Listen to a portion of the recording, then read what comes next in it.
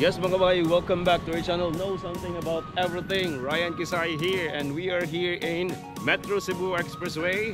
Atong i-update, I think murag na-stop na gyud ang construction diri sa Metro Cebu Expressway. So let's check. Tara!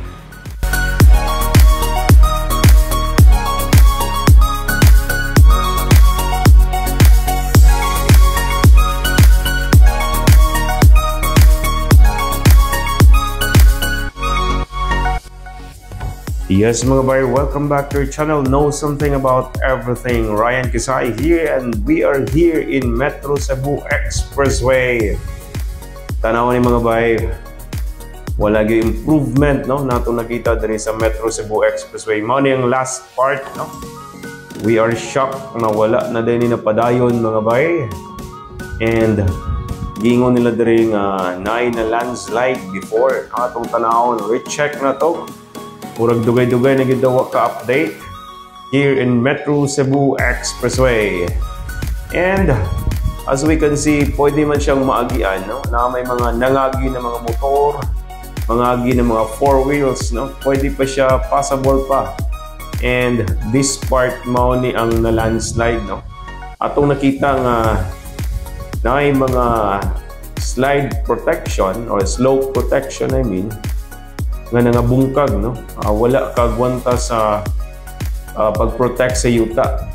I think dako kayo damage diri dapita no, dako kayo siya na landslide atong paluparan ni og drone later no, dako kayo ang damage diri dapita no.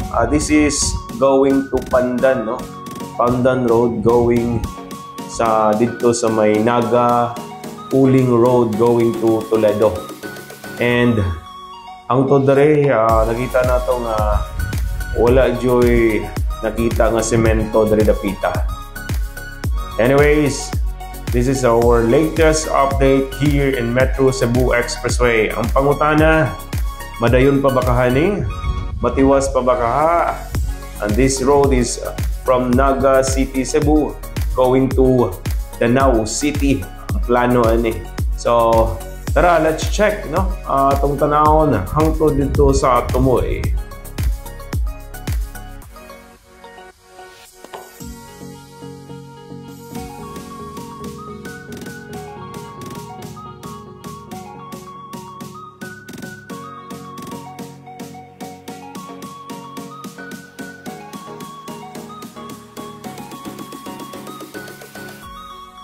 So makita gid nato diri no sa drone shot kung unsa ang na-damage diri sa taas tapita. Na landslide yun bisag himo nila ni murag og hagdan no. But then wala jud na kaya sa slope protection. Na landslide yun no. And that is a very big problem here. Kaning pagka landslide sa yuta diri sa may Naga no. So as of now, no, sa atong nakita, wala na may nagtrabaho diri dapita. I don't know if unsay pay plano ani, madayon pa ba kani or matiwas pa ba kahani nga project. So look at that, no. Grabe ka dako ang na-damage. Maybe diha moagi ang tubig, no. Humok gid kayang yuta, mao nang wala gid na wala na protect, no, sa ilahang gibutang diri.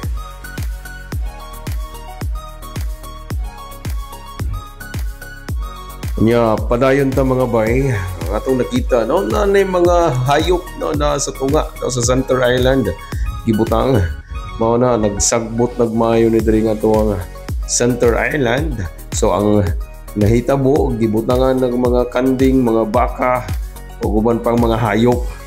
So ingunana na ang Metro Cebu Expressway murag wala na maintenance nga gibutang and sagbot na sad kayo no.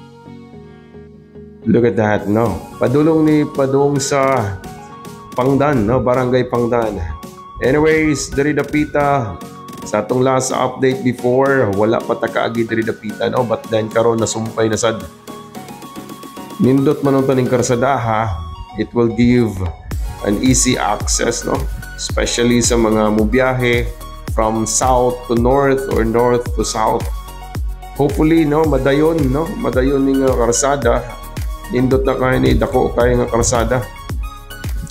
Iwas traffic yun na siya sa Minglanilla or dito sa may Consolacion. If madayon dito, this is going to Danao man siya.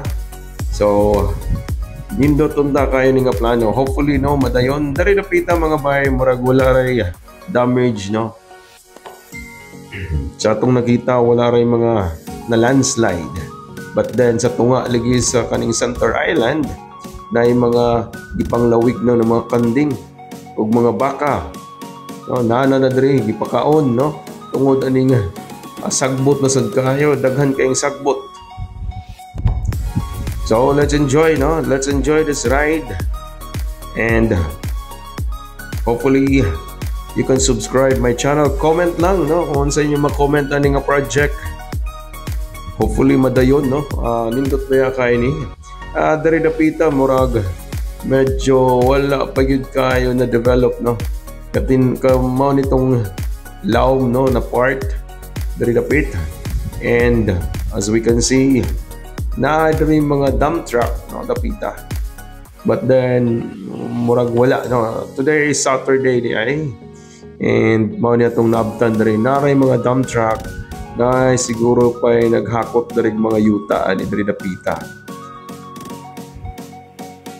And so far this area wala pa gyud na sumpay no. Sa atong nakita dere wala pa na sumpay. Going na ni dito padung sa Ubos and Barangay Pangdan no. Mula posta ni dito sa highway Naga Uling Road going to Tulado. And this one I think murag wala pa gyud ni na settle dere dapita no, kay murag wa man gyud na trabaho. Ang gingon sa una dere ay tagiya sa mga yuta nga maagian no nga dili sila pa musugot no. Maagian I don't know, maybe wala pa gyud nila na settle ni dere dapit. Same ra gihapon before ng atong giagian dere sa Metro Cebu Expressway. Look at that. So guba-guba, lubak-lubak lang gihapon dere dapita. So atong tanawon sa unahan if okay na ba dito no going out sa kaning sa dito sa entrance or exit way going to Tulado and Naga. And so far same lang gyud gihapon no, diri lang gihapon kutob no ang usa ka part diri sa Metro Cebu Expressway. And mao gyud ni no tagas sa jud kaayo ang mga sagbot sa tunga. And mao nay problema diri no. Mao nang gipang butangan na nig mga hayop. Kay porti naman pong tag-asang sagbot. Porting busuga sa mga baka ni mga bay. Look at that no. So far nindot na kayo, wala gyud traffic. Pwede mo moagi diri no if you're going to Tulado. If na mo'y motor or what, diri mo moagi sa Metro Cebu Expressway nga wa pa nahuman. So mula post ni siya sa may Barangay Pangdan. So dili na ka moagi dito sa center sa Naga. So iwas traffic po dito dapita no. Look at that no, kita na to na baka na mga bay no, natas tunga. And tanawa sus. So far sa una nindot kay niya itong pag-agi-agi diri no. Ang view makita na to. Then daghan na kayong mga parkings diri sa kilid. Daghan na kayong tao no. So ingon ana. So hopefully ato ning makita sa uban no sa atong government officials no na kung pwede mapadayon ni ang atong project diri sa Cebu. Tanawa, hapit na tamo gawas no. Hapit na padung na ni sa highway no. Sa Naga Uling Road. And that one, tagas na gyud kayo ang sagbot no, bati na gyud kayo siya tanawon. So mga bay, comment lang no.